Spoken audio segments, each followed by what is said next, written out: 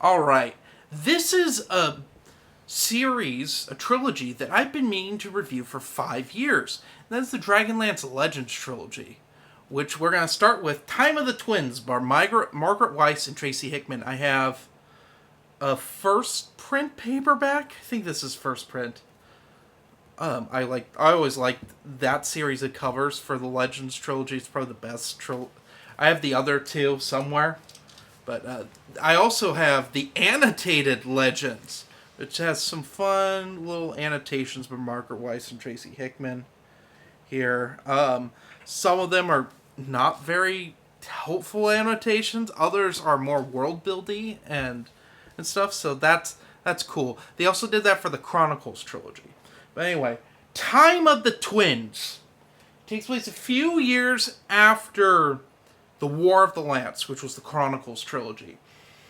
Tanis, Half-Elven, and Riverwind of the Plains are heading to Solace to meet up with Tika and Caramon. And Tanis is riding with a cleric called Lady Chrysania. Now, Lady Chrysania is going to be one of the main characters of this series, and it's important to know ahead of time. She's nothing like Gold Moon. Gold Moon's a sweetheart. Gold Moon is like the coolest and like the nicest person in like this entire series, basically. Lady Chrysania is high and mighty and like the worst kind of lawful good cleric that you can deal with. She's obnoxious. Anyway, they're heading to Caramon because Lady Chrysania has decided that her big move as like one of the best clerics on Kryn is to redeem Raceland Majir. What a bad idea. But we find out that she's kind of in love with him. And, of course, Raceland's being evil, as per usual. And he's manipulated her into, like, falling in love with him. But he may be falling in love with her. It's weird.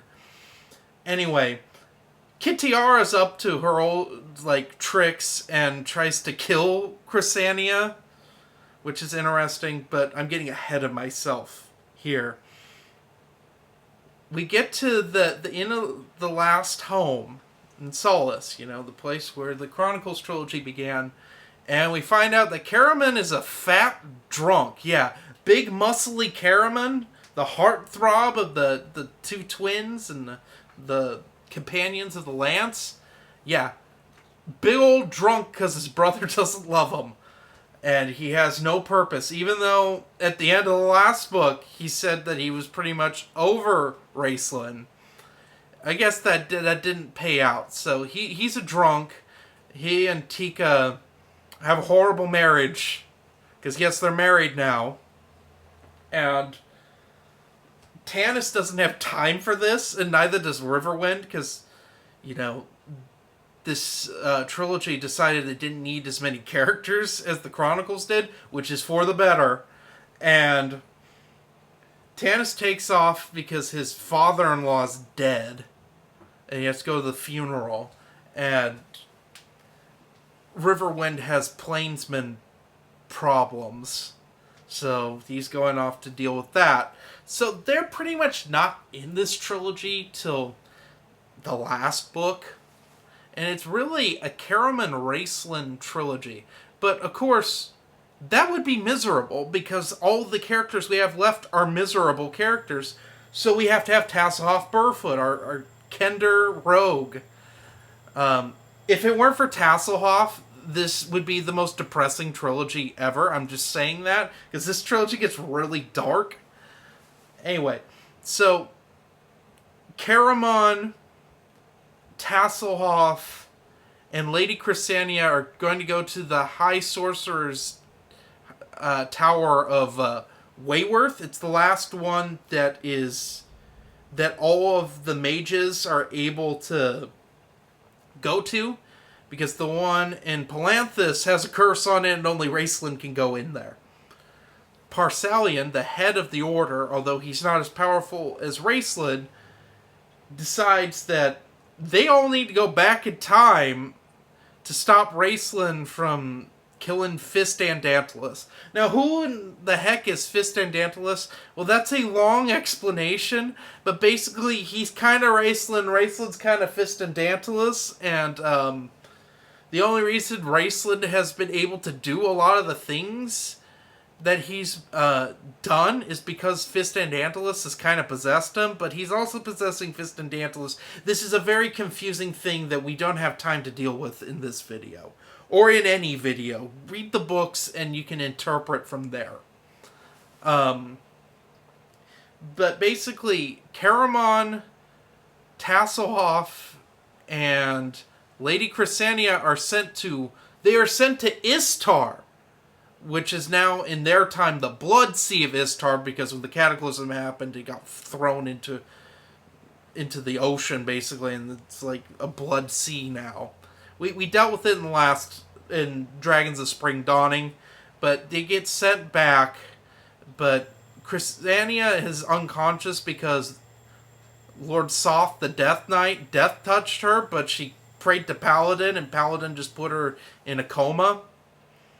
So they all get sent back, and then Caramon and Tasselhoff are sold into slavery, and we get probably the greatest joke that I've ever read in a book, which is Caramon, he's really obese now, and he gets sent to, like, he gets taken away by the heads of these gladiators, because he's been sold into this arena, and he's going to become a gladiator.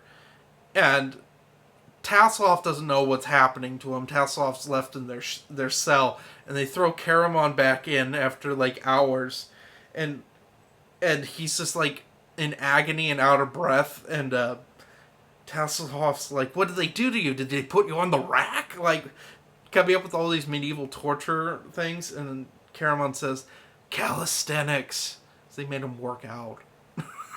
But he's a fat drunk, so he can't do that anymore. He's like me! But a lot worse, in a lot worse shape, and then that's just great. They would never make a joke like that now. No one would make a joke like that. But then it's just, it was wonderful. And every time I read that, it makes me cackle. But I won't get further into this. But this trilogy does involve time travel. And an important thing is that only certain races are supposed to time travel. And that would be humans and elves, and like the original species on Krynn. Kenders cannot time travel. They are not a natural species.